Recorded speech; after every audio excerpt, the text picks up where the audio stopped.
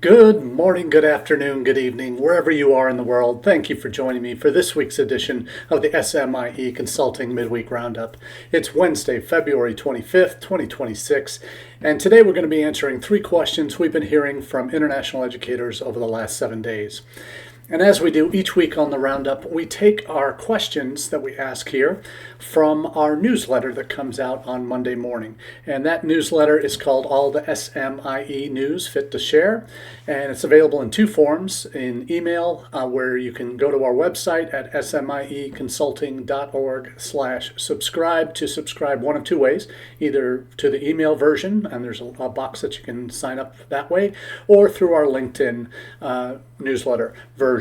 So you have those options, and we encourage you to subscribe if you're not already, because it does really provide users a very easy way to digest some of the top news stories of the day that we oftentimes don't have time in our day to really plow through all the different news sources that are out there. And that's one reason we started the newsletter back in 2017, to really provide my colleagues in international education around the world, but particularly here in the U.S., an opportunity to kind of get the kind of bite-sized hot takes on the top issues of the day on Monday morning, and then we'll dive into the details of some of the themes we see developing in the newsletter each week, and kind of provide next level content on the Wednesday roundup that helps shape how we're thinking about international education and international student issues on our campus, and hopefully providing some relevant context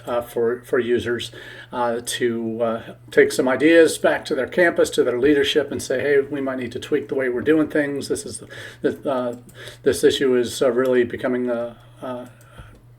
very significant in our field, so are we able to be responsive to the changes and get ahead of the curve a little bit in terms of preparing our campuses for the challenges that we really face in international education. So I'm dropping the links to both the email version of this week's edition, in addition to the link to the website that I've already put in the chat, a link to the email version, and then a link to the LinkedIn version of the newsletter that you can feel free to use and follow along if you're watching live. Otherwise, please feel free to subscribe to those newsletters so you'll know and have all the links to the stories that we're talking about here today.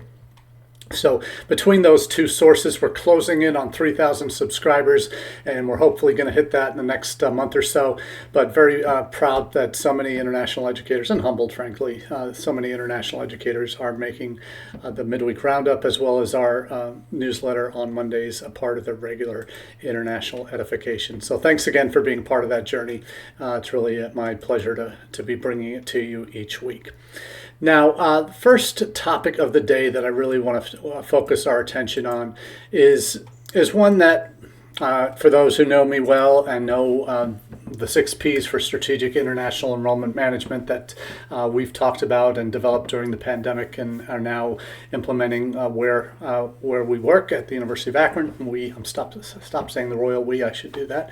But where I work now at the University of Akron, where I worked previously at the University of Nevada, Las Vegas, we implemented a 6P strategy as we developed our international recruitment, international enrollment, current international student management kind of questions. And that's really what it comes down to, is very much a holistic approach to international student life.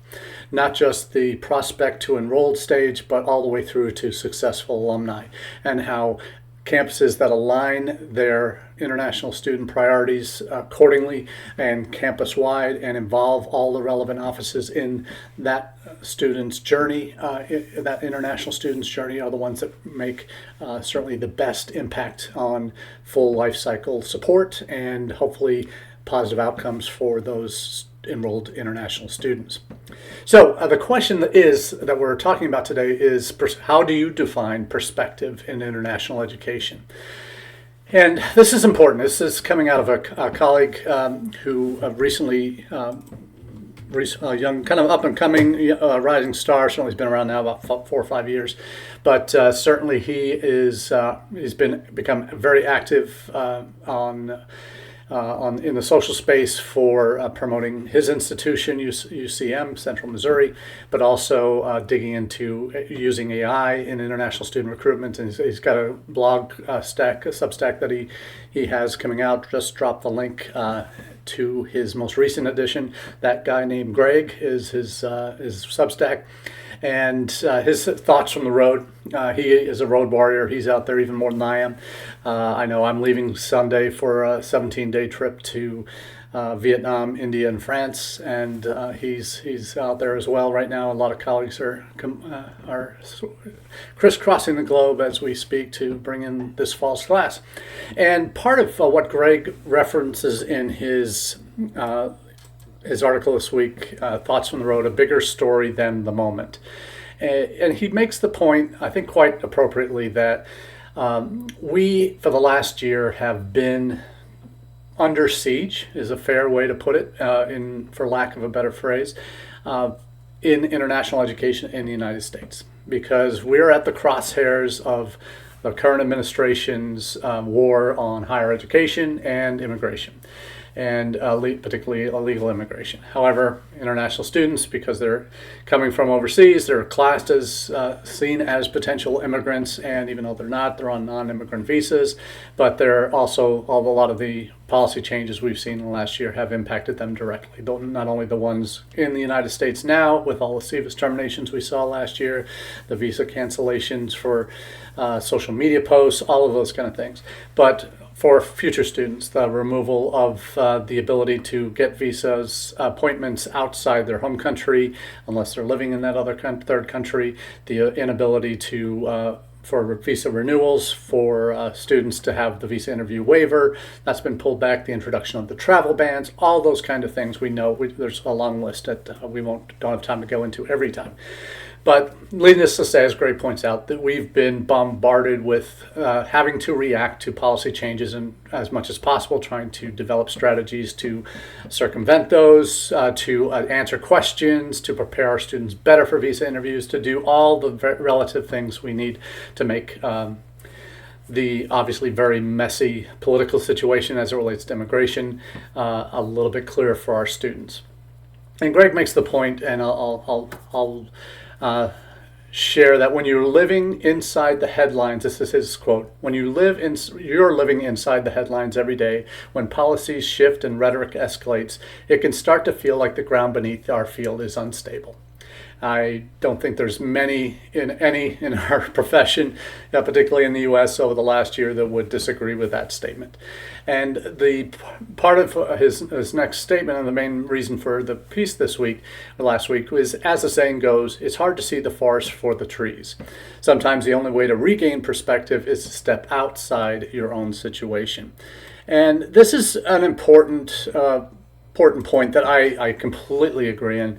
And obviously, for those of us who are DSOs, those of us who are recruiters, those of us who might be both or working with international education in any way, shape, or form in the U.S., you feel it in your soul.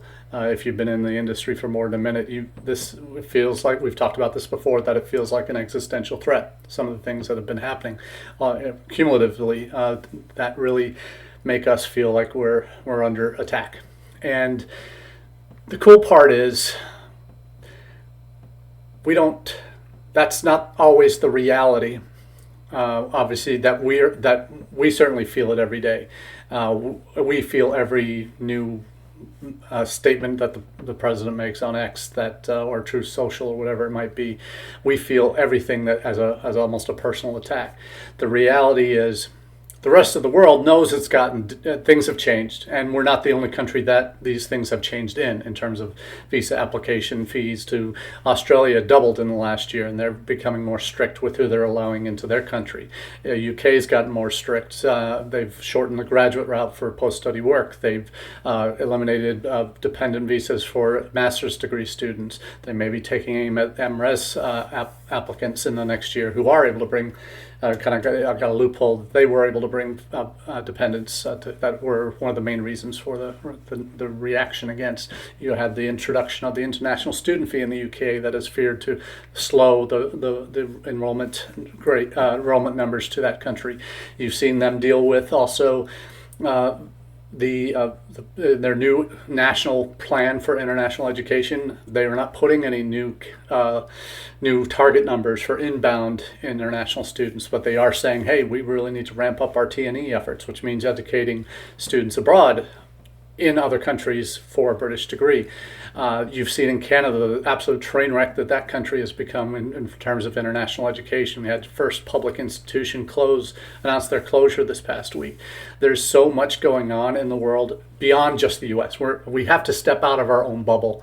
And in international ed, we tend to be in a fairly tight echo chamber that we do generally feel like, oh my gosh, woe is me, and the sky's falling and it's the worst thing ever. But for us, that when we keep in mind who we're dealing with students who know the situation is changing. They don't know all the specifics, and do we want to bother them with all of them that might be superfluous to their actual point of going through this application journey. But the point is, when we go out and meet with students, and Greg mentions this on his trip, he says he's speaking with students who still want to study in the U.S. I did that recently in my trip to Nepal, my trip to Jordan. There were questions that students were asking were different, but there still was that interest. There still was that desire for pursuing an American dream in terms of study here. There's also, Greg was in ISEF for the Dubai ISEF event and had a chance to reconnect with colleagues who are outside of the home environment. But those conversations, our relationships with our colleagues in the field, are the ones that keep us connected, keep us sharing those lessons learned, certainly sharing those conversations, sharing the kinds of questions that students are asking. All of those matter. And it's that perspective that we need to keep in mind. We need to put ourselves in the shoes of our students. And yes, as they look at the United States, they see a lot of change going on. They see a presidential administration that reminds them, if they're from an authoritarian country, in terms of the style of leadership, the cult of personality kind of opportunity that some associate with authoritarian leaders. You see that they see echoes of that in Trump. I'm sure they're reminded of what it might be like for that it's similar to how they live their lives in their own country. But the point is, those students still have a dream, and there is still a legal pathway for them to come to the U.S. and study. It's gotten much more complicated and much more specific in terms of what students have to do to prepare well for the visa interview, for all that. But we have to, when we talk to our future students, part of what we need to do is make sure we're providing accurate information about what the process actually is, and not be sharing and separating our own personal biases, which we do have, and they impact what we do every day on campus in our jobs. But when we're talking to future student audiences, we can't, if we let our personal biases and current feelings on things make that clear to students, we wouldn't have a job. We'd be found out, we should be fired, and because you may be telling your version of the truth, but is that really? That's not professional. That's certainly not why we are doing what we're doing. And you should be, if you're overseas doing that, then you certainly need to rethink why you're in the business, or if you're in the right job. But for me, the opportunity to have the conversations and to be clear that, hey, yes, things are changing, and we're trying to adapt to those changes and keep you informed. And that's our goal throughout the process, to be as transparent as we can and to be as upfront and give you as much lead time as you need to prepare for the various steps you're going to have to go through. But part of what our job requires us is to think about it from the student perspective, because they're the ultimate consumer. They're the ones who we're trying to convince we're the right place, we're the right institution for them to come, because we can provide them with the best education, the best campus experience, and the proven outcomes, all of that.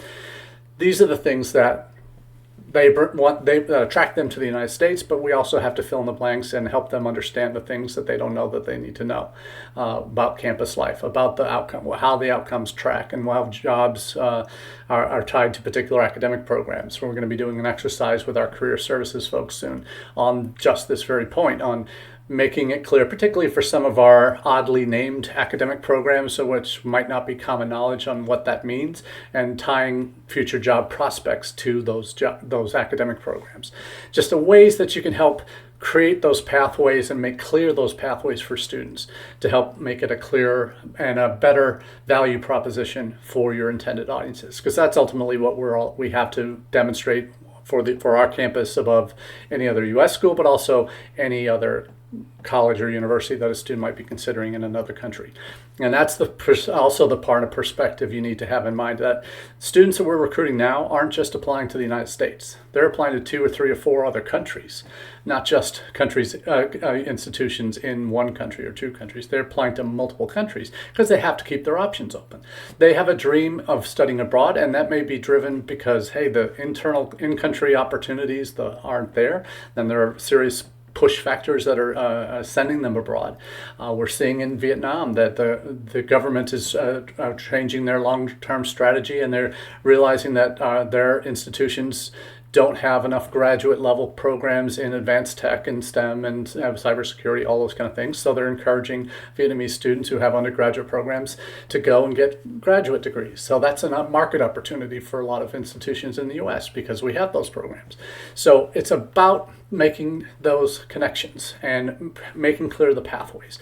And when we allow ourselves to just bear the weight to allow students to see the weight of the world on our shoulders in terms of how we view the current state of affairs politically and its impact on our career, that's fatalism at work. It's not working the problem. It's not adapting to change. It's not presenting your institution in light of these larger challenges that students might be facing, how they can better prepare themselves for the journey ahead. And an important part of that equation is, of course, involving your current students. And I've shared this before.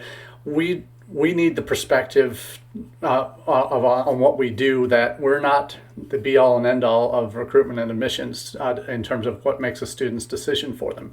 Oftentimes, they're going to be swayed more by what they hear from a current student, either in a video clip or in a testimonial or an online chat with a current student on your campus who shares what it's like right now. We did this during the pandemic, where it was a complete unknown. Hey, what's it really like to be on a college campus in the U.S. during a global pandemic?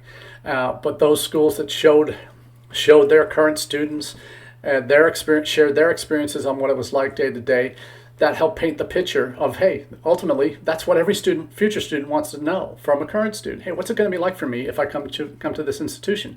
I want to meet someone or see someone who's like me, speaks my language, in my program, from my country, whatever it might be. They have opportunities to do that and have that real world current student perspective. That is what really can make or break the deal for you as an institution, and getting that student to say yes, future student is going to say yes to come to your school and make that commitment to you. So that perspective, let's all just be able to step back, go outside, touch grass, talk to students. We have email conversations. We meet those of us who travel on recruitment have opportunities to connect with students. The desire is still there. They're going to be keeping their options open, yes, but when we can talk effectively about the outcomes, about the pathways, about the process, and allow them to connect with our current students, we are providing a much broader perspective for the future student to see about what it's really going to be like for them as a student, not just what it is institutionally in process and transactions and all of that. That's not what a student makes a decision based on. They base it on what's going to be the best outcome for me. And the parents who are paying the bills will also say, hey, what's going to be the best outcome for my son or daughter? And yes, political climates will change, and policies will go up and down, and make it easier, make it harder through the years. The serious students are the ones who are committed, who've done things the right way. They're the ones that will see the benefits. We all know stories of students who've fallen through the cracks or who got caught up in a mistake, from whatever side of the coin you might want to look at that question from.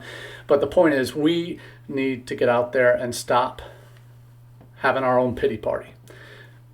We can't change the level of change that our administration has put on us, what our institutions who have had to adapt are putting on us. What we can do is we can look at the situation, work the problem, and present a pathway, present realistic outcomes, present here's what our current students are saying about what life is like now on campus, so that's the reality that the current student hears, not what we keep locked up in our heads and should keep locked up in our heads about our own personal opinions on the current administration. We don't need to go there. They all feel it too. And certainly, depending on their level of exposure to it, they know our current administration is not the most favorable to incoming things from overseas. But that doesn't apply to everything. It doesn't apply to everyone. But there are certain things that this country will not accept in anymore and shouldn't have ever, but had. And that was allowing folks in who are not here to be students, that are here to do things other than be a student, that have ulterior motives, and that's what they're trying to snuff out. And unfortunately, legitimate students are getting caught up in the process or being turned off by that.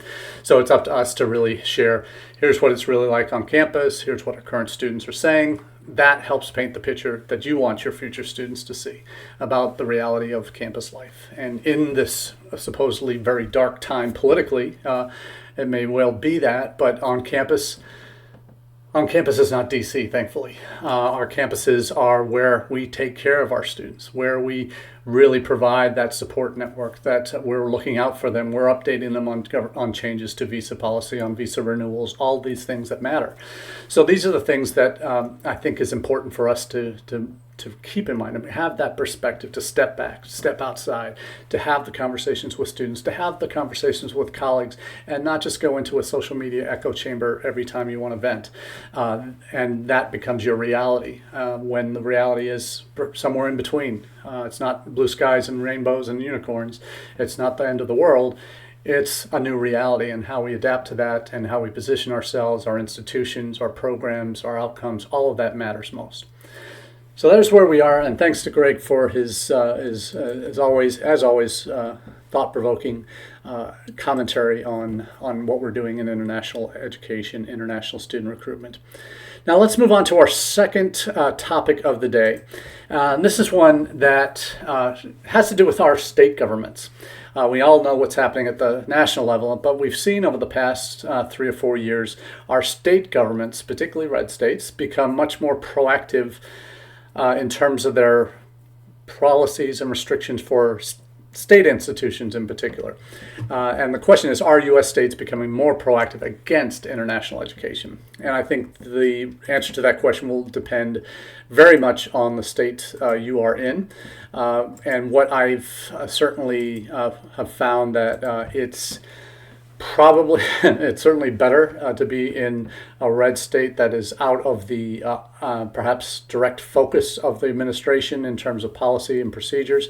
But it's not a blanket immunity. A couple things that we'll share today. First up is a couple of articles, one from Indiana that is sharing a new state bill that is proposing for particular, again, most of what we're talking about here when we're saying states are getting involved and creating new policies and procedures that are regulating, perhaps that's the better word, regulating more closely international education. We're talking about state universities and colleges.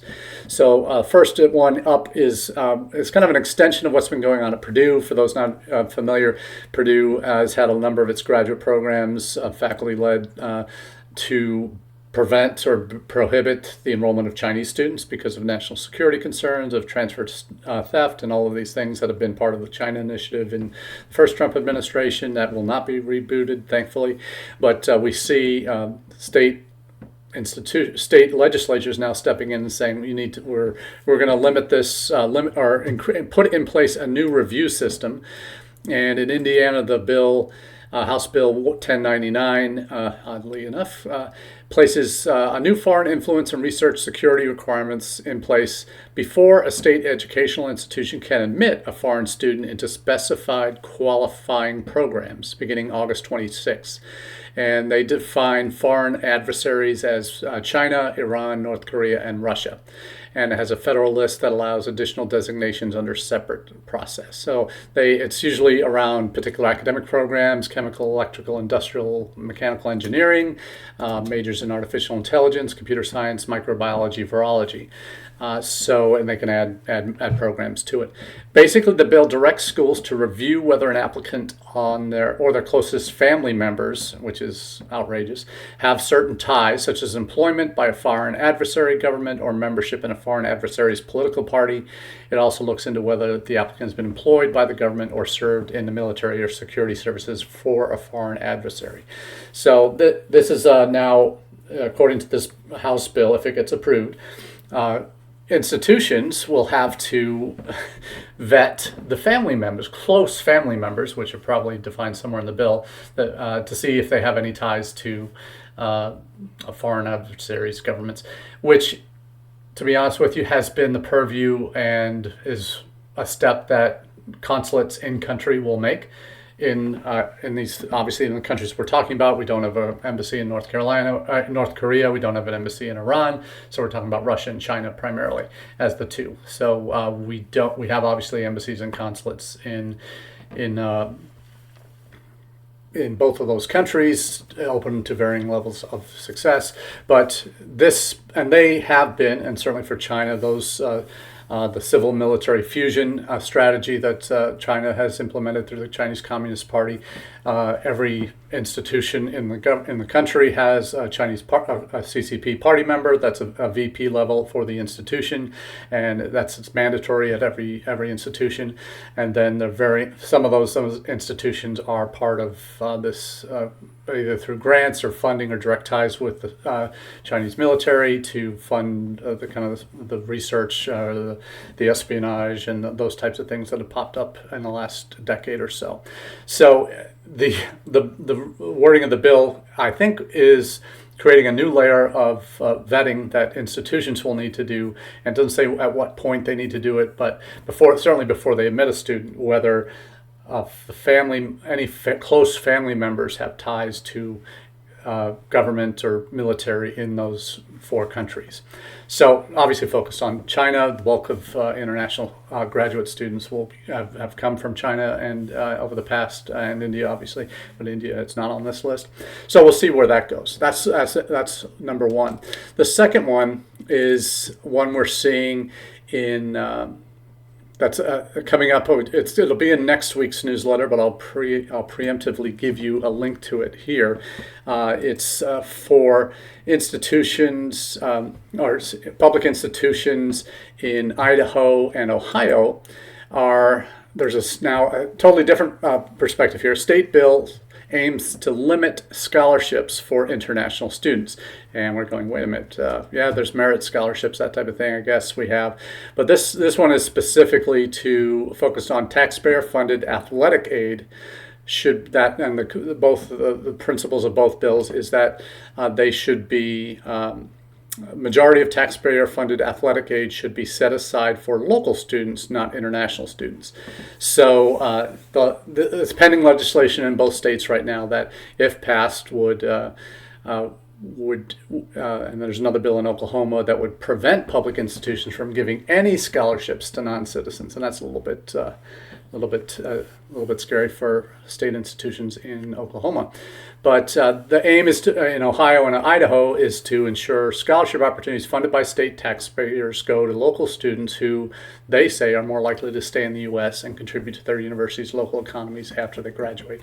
So these are state schools. They're subdivisions of state government. They're funded in large part. Well, that's showing the obviously the ignorance of the state senator, Doug Okunewicz, the sponsor of the Idaho bill, said that they're funded in large part by U.S. citizens. Large part. Let's see.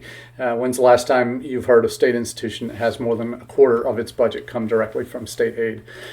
Most institutions now have been operating for the last 10, 15, 20 years, have been operating on the models that require them to go after out-of-state students to balance the books, to keep the lights on, and to keep their programs open and faculty hired. So the goal is with this plan is if we had U.S. residents and that had these opportunities instead of overseas students, particularly athletic scholarships, that basically, I guarantee you, passage of these bills will result in those state institutions, and I guarantee flagships, maybe Idaho won't be as big of a kerfuffle, but you try and do something like that in Ohio and to some of the flagship schools, maybe Ohio State, where it has a number of international athletes on their athletic programs, maybe not football, but certainly basketball. Other programs are dependent on a lot of foreign talent to come in and elevate those athletic programs,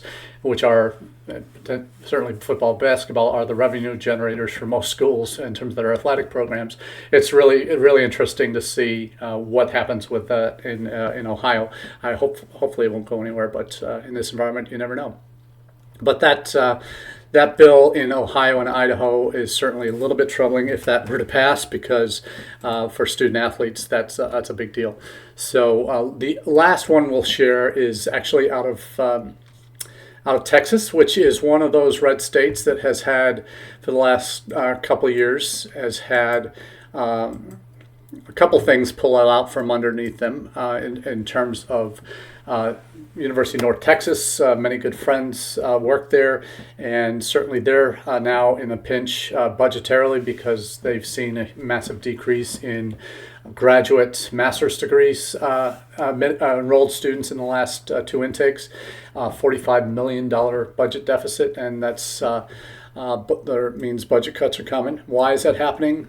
Because of sharp drop in international master's enrollments, and the president of the university has blamed those on visa issues with visa and politics involving international students. So we know in Texas, the last 2 years, the state government has passed legislation that prohibits state institutions from doing business with China, that they can take their revenue directly from students, but not the university can't be paying partners in China. They can't have partnerships with China. In Florida, we've seen a similar thing that they're actually unable to hire Chinese students as graduate assistants at public universities. They now have also H-1B ban on hiring faculty and researchers for state institutions, or at least a pause. So there's some real heavy headwinds that are coming not just from the federal government, but also from some of these deep red states that are really causes for concern and really change the dynamics in terms of recruitment for these campuses. And I know I feel for my colleagues there. I had some conversations with them recently about some of their efforts and what they've been doing. They've been really a model for a lot of us who are keeping our ear to the ground in terms of best practices on recruitment and in-country representatives that they've had in 3 or 4 countries. These are the things that we need to be. I'm certainly keeping my ears and eyes open for changes. But when I see one of those that are folks that I really admire in the business, facing some very real existential challenges to them because of declines, certainly not directly. Directly related to what they haven't done. What they have done is they've become vastly successful in recruiting from Nepal, from India, from South Asia, and that had, when they knew the their China piece of the pie was kind of going away, they had to pivot, and they went all in India and China, and for some of their graduate, India and Nepal, and some of their other grad programs in Southeast Asia, those are now being called into question because the visa availability last summer, we all know the train wreck that was for students trying to come last fall, and that extended it again for most of us into the spring term. So certainly they're becoming very much affected by this at the state level. Last question of the day. Why are international alumni so underutilized at U.S. colleges? And this is going to be the easiest answer you'll have ever heard. It's because we don't track them. Not unusual. And anyone who's worked on college campuses and tried to ever build bridges with alumni, it's not easy. And it's not something that I've seen successful. Maybe half a dozen places that have actually dedicated international alumni people on their staff. I know colleagues at Ball State used to do that where I used to work.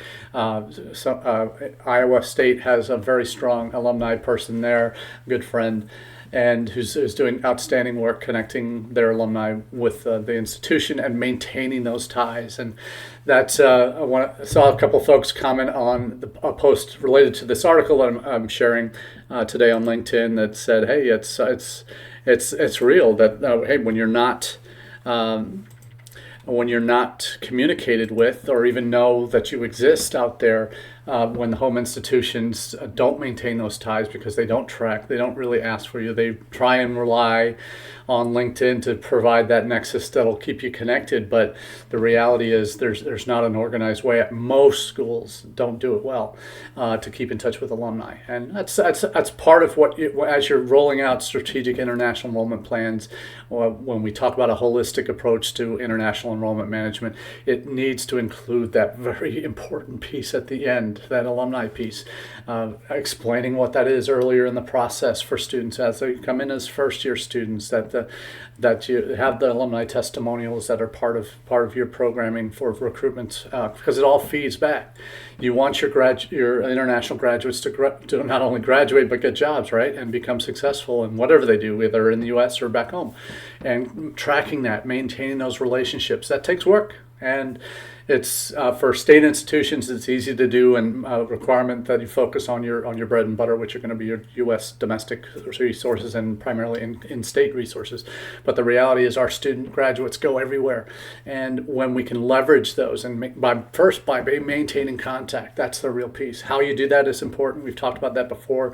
We're going to start tracking student messaging apps when they apply for graduation, so that we keep tabs on them, because we know that that's how students communicate now, that they're not going to keep their institutional email after they graduate. They're not going to do that. They'll have a personal email. They might check occasionally, but they're really living on their messaging app. So tying into that as the way to keep in touch, as a way to keep those relationships going, that's the piece that we really need to work towards. And they are our most powerful global asset, and when we can take advantage of that. So that's all we have today for you. We've gone a little bit over time, and thank you for bearing with me, but hopefully the content was useful for you today. We will be out of the country for the next 2 Wednesdays, so depending on my schedule, I may or may not be able to do a live from wherever I am in the world. We'll see how well I'm doing at 10:30, 11 o'clock at night or later to do these kind of sessions, or we'll be back with you on March 18th. So that's probably our guaranteed next live in person. So until then, we wish you the very best and happy travels.